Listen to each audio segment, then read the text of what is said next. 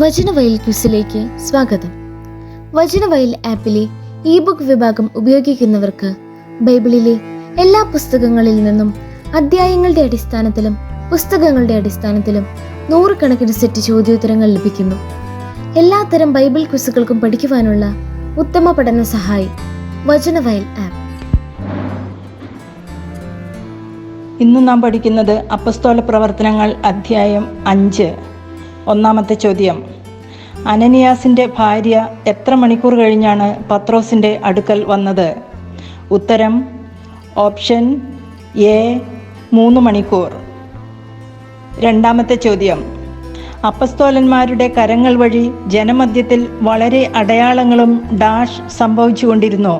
പൂരിപ്പിക്കുക. ഉത്തരം: option A അത്ഭുതങ്ങളും. അടുത്തത് മൂന്നാമത്തെ ചോദ്യം: അപ്പസ്തോലന്മാരെ കാരാഗൃഹത്തിൽ അടച്ചത് ആരൊക്കെയാണ്? ഉത്തരം: ഓപ്ഷൻ എ പ്രധാന പുരോഹിതനും സദിക്കായ വിഭാഗവും.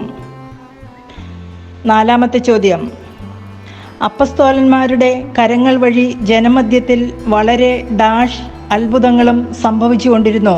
പൂരിപ്പിക്കുക. ഉത്തരം: ഓപ്ഷൻ ബി അടയാളങ്ങളും.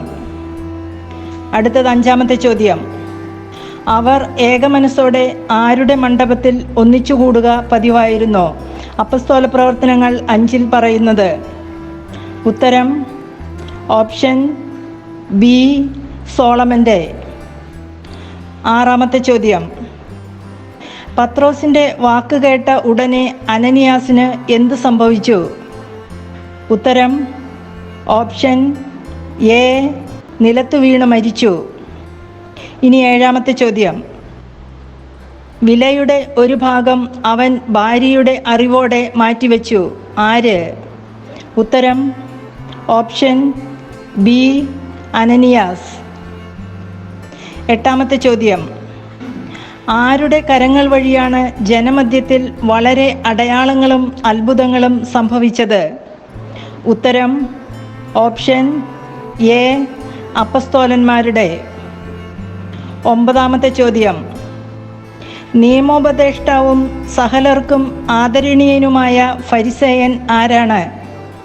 ഉത്തരം: ഓപ്ഷൻ എ ഗമാലിയേൽ.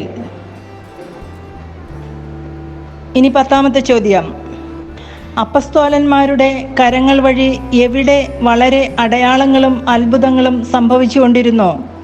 ഉത്തരം: option B ജനമധ്യത്തിൽ. Vachanavayal ആപ്പിലെ E book വിഭാഗത്തിൽ ബൈബിളിലെ എല്ലാ പുസ്തകങ്ങളിൽ നിന്നും അധ്യായങ്ങളുടെ അടിസ്ഥാനത്തിലും പുസ്തകങ്ങളുടെ അടിസ്ഥാനത്തിലും 100 കണക്കിന് സെറ്റ് ചോദ്യോത്തരങ്ങൾ ലഭിക്കുന്നു. എല്ലാത്തരം ബൈബിൾ ക്വിസുകൾക്കും പഠിക്കുവാനുള്ള ഉത്തമ പഠന സഹായി വചനവയൽ ആപ്പ്. നന്ദി.